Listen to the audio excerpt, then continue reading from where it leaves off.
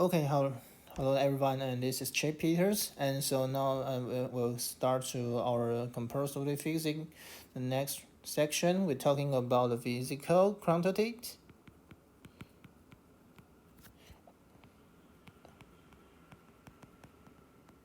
and the physical unit.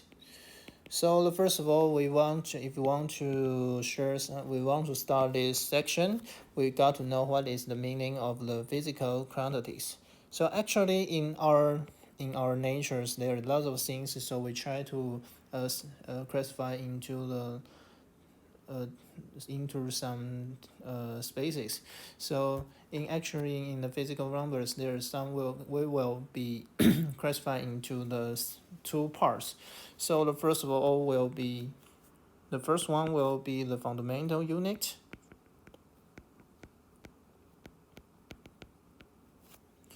and another will be the derived unit.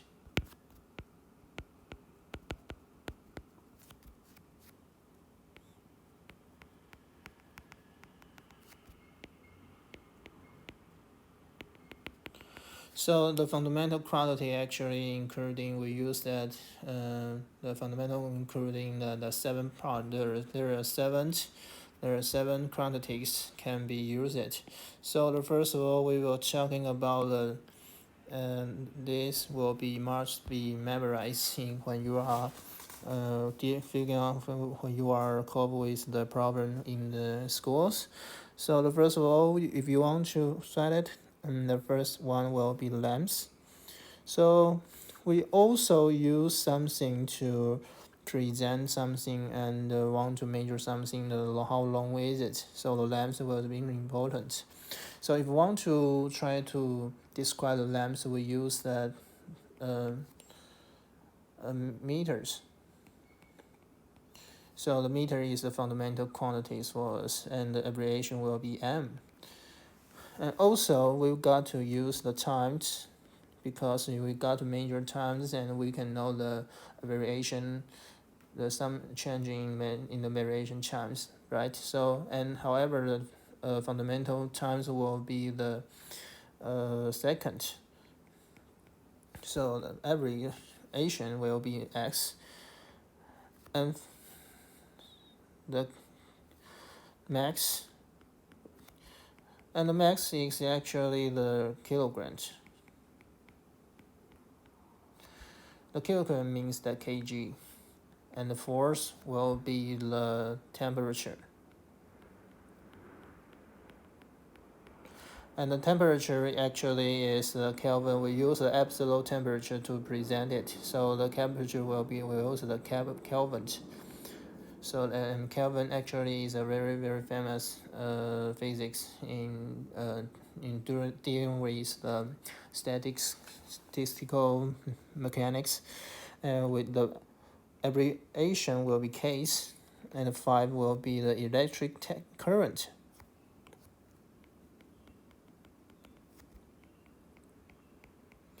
So the electric current we can just change into the units will be the ampere, and the ampere will be we use the big A to represent it, and the 6 will be the amount of the meters.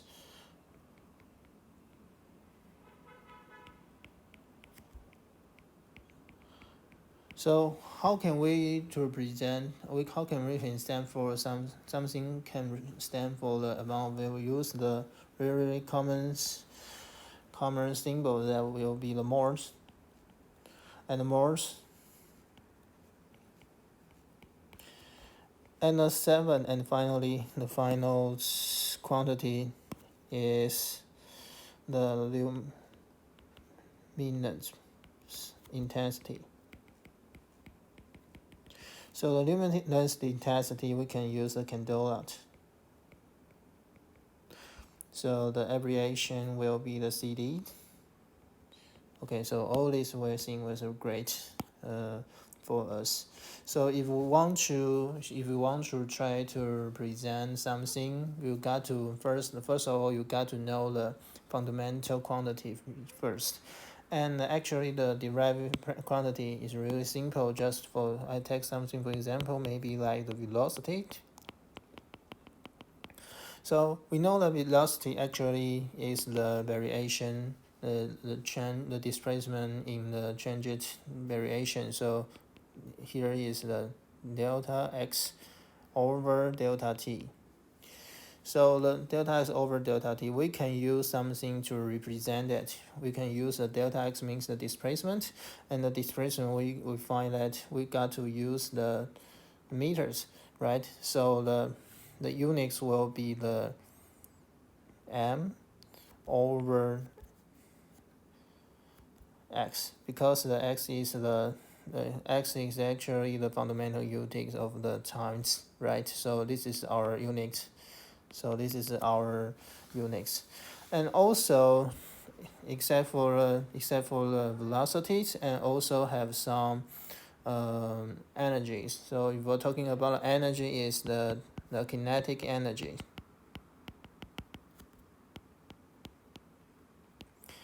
So actually, in kinetic energy, when you are learning in the junior school, and the formula will be EK is equal to the 1 over 2 times m's v squared.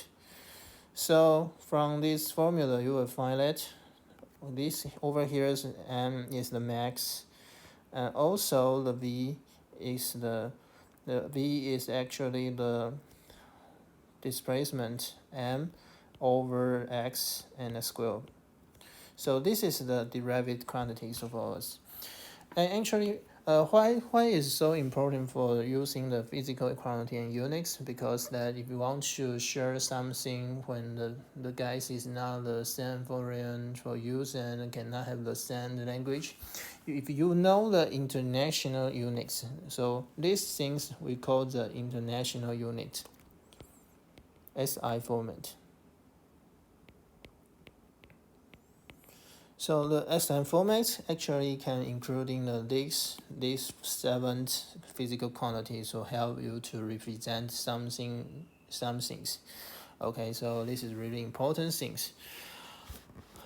So when we try to start to communicate with others in using that, so I take something for examples, and you tell something that, hey, I give you 100%. I'll give you 100. So what is the means of 100? If you didn't get the units, the 100 is just the numbers. So when you want to express something is important. So your experimentals,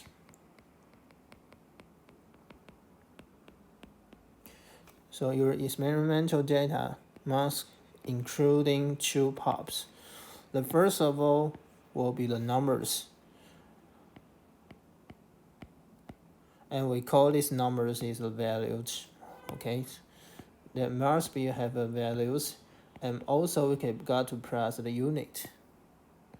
So what is the unit means? The units means here, over here is the fundamental quantities. Okay, so and also you can get the quantity, the units use the derived quantity. That's it. That's also great. Okay, so if you show something that this is the 5 degrees, so the 5 degrees means that the angle, the change, and also the value plus the units is the final. You got to present some things. So here are some examples. The 10 amperes, the current is 10 amperes, or 100 kilograms, or 180 meters, and so on.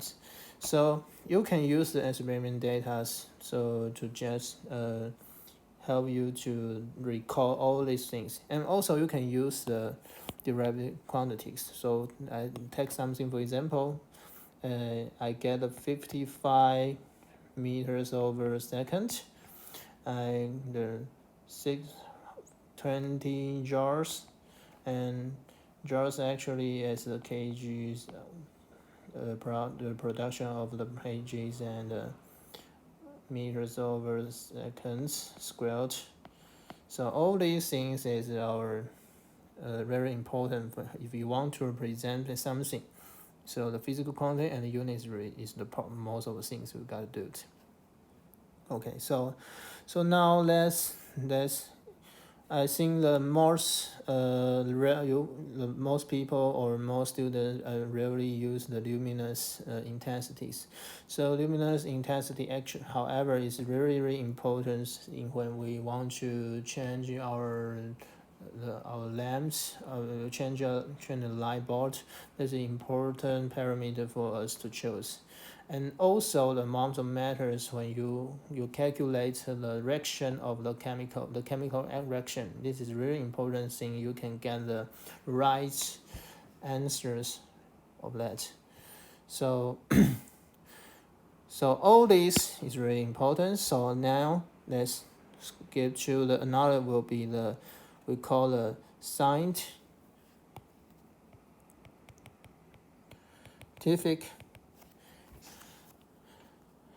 denotation.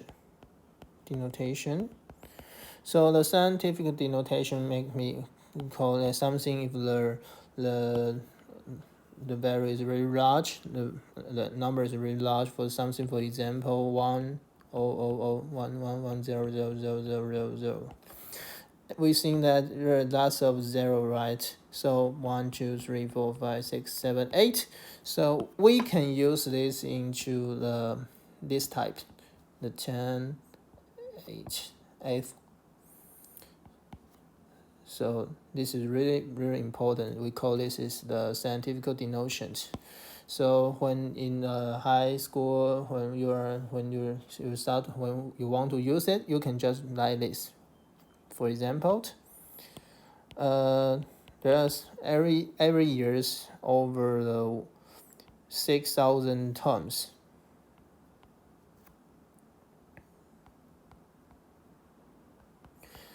So actually the 6,000 terms is that we can use this. And we know that one terms actually is equal to the 10^3 kilograms.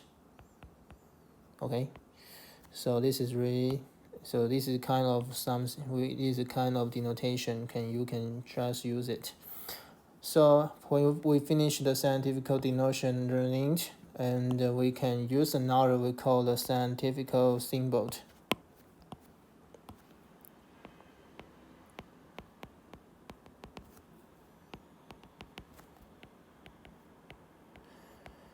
So if you want to present like the 10^3 and the 10^6 and 10^9, so actually it's really hard for all of us to want to record it.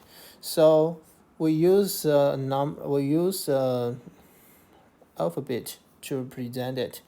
So the 10^3 will be the K minus K, and the 10^6 will be the big M's, and the 10^9 will be the big G. And also we have the 10^12, and the 10^12 will be the T, and also 10^50, and we will use the big P. So also if you want to change in the mind, this is we use the 10^-3. So this is we can use the small m's, and also we can use the 10^6. We call this is the micron. This is a micron.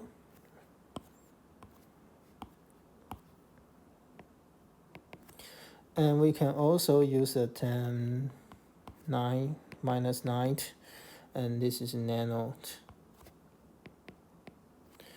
And the 10 minus of the P, and the 10 we call here the femtodes. So the minus F will be great. So if you want to use the scientific symbols. For example, take something for examples. In the hardware, we can use the byte to recording the amount of the capacity of the storage, right? So if you get one 256 gigabyte memories, or maybe the 34 megabyte per second. So this is called, and also we can use the 1 nanometers or the 1 Armstrong. So here the Armstrong actually is equal to the 10 10 minus 1 nanometers, and this is we call the 10. This is the radius, the diameters of the hydrogen.